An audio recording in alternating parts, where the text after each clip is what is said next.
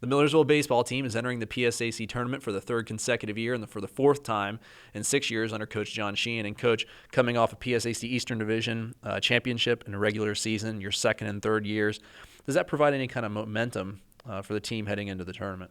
Absolutely. I think it's a positive for us, to be the number one seed and to play the 4 seed. But we also have to remember how good our conference is, and Slippery Rock is a great opponent. They've got a very, very good arm in Lou Trevino, so we have to be prepared. And, Coach, the PSAC tournament is so competitive, and we know firsthand that seeding really doesn't make a whole lot of difference once you get in.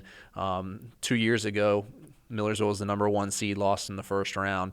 What can you take from the last couple of years, the last 3 years being there, and taking that strategy into this season?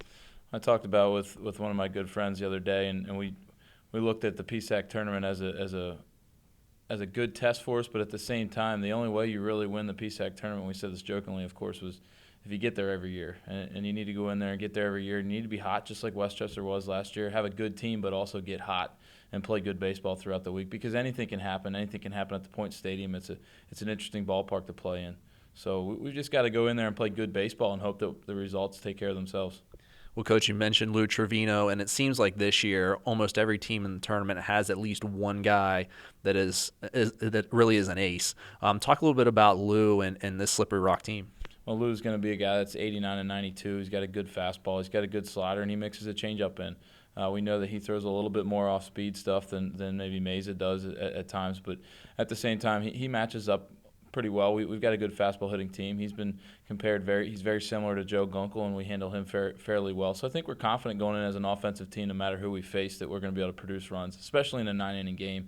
I think our offense is set up to excel later in games, and we see a lot of pitches. And we strike out a lot, but at the same time, we draw a lot of walks. We get hit by a lot of pitches. We work a lot of deep counts. So I think that those are all positive aspects going into face Lou.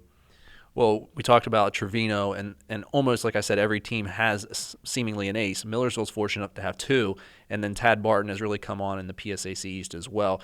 How fortunate are you to not only have Mesa and Murphy and Barton, but then also a pretty deep pitching staff behind them? I think our staff's great, and you look at the 2 guys that we haven't talked about much is Tad Barton and Jim McDade, but Jim McDade's pitched very, very well the last few weeks also. So we've got an opportunity to build McDade up, and Tad Barton has really come on, like you said, in the conference play. He had a couple rough outings early in the year, but his momentum's just been rolling downhill since we started conference play. It's really nice. It builds some confidence in our hitters that we don't have to go out and score 10 runs to win the game, that we can produce a few runs. It's built some confidence there in our philosophy and how to approach the game from a team offensive side of things. So they help in more ways than just go out in there and get outs. They help our defense. They throw a lot of strikes also. Well, Murphy and Mesa have both thrown a lot of innings this year, and the strategy coming in, both of them pitching on short rest, how are you going to be able to manage that, especially looking ahead to the possibility of an NCAA regional? Well, we know that there's no shot at winning this tournament without having a bullpen be successful all weekend and all week. So we know we're going to have to rely at some point on our bullpen, and they're going to be called upon in ways that, in 7-inning games they haven't been. But I think that Adam Zipko's got a lot of there's a lot of different ways that we can use him successfully, whether it be close the game or come in and throw 3 or 4 innings. And if we need to throw 3 or 4 innings to win a big game with Adam Zipko, we're going to. But he's never rattled. It doesn't matter what the stage is. It doesn't matter who's at the plate, who's on base. Adam goes in and throws strikes. So we're very confident in him there. Other guys that have thrown well the last few weeks, John Brogan, Pat Kelly, there's going to be some guys that come out of the pen that we haven't had to use in these roles yet. So it really could come down to those guys. Sean Stevenson's another guy I can't forget. Well, the format does change from the 7-inning game to the 9-inning game, and, that's a totally different baseball game. Talk about how your strategy as a coach changes when you're adding those 2 innings. Well, I think from an offensive standpoint, you have to be more patient. You don't have to go in there and bunt the first inning. You need to be a little bit more patient and let your offensive guys work, see pitches.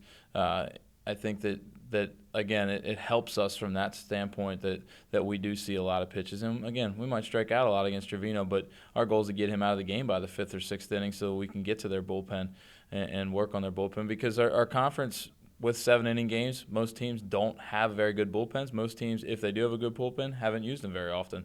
So our goal is definitely to get to the bullpen and be more patient offensively. coming in the last couple of weeks, we've seen some of the hitters in the middle of the lineup have started to slump a little bit. What have you guys been doing to kind of correct that and get hot at the right time? Well, these guys, this is probably the hardest working team I've ever been around, even more than the 2011 team. And I think last year's lack of success or high expectations and lack of fulfilling those expectations have put these guys in a very hungry mind frame, and I think that they've worked their tails off. There's guys in the cage at 8:30 in the morning almost every day of the week. There's guys in the cage at 1 o'clock in the afternoon on their own, of course, with a 2:30 practice. So it's been fun to watch these guys work through it. Jeff Heisey, he struggled a little bit, but Jeff has put in more time the last 2 weeks in the cage than he has in his career, at any given 2 weeks. So it's going to be fun to see how those guys adjust. I think if you look back 2 years ago, Jeff came into the conference tournament slumping a little bit and had a huge conference tournament. So we know that as fast as Jeff can get off track, he can get right back on it.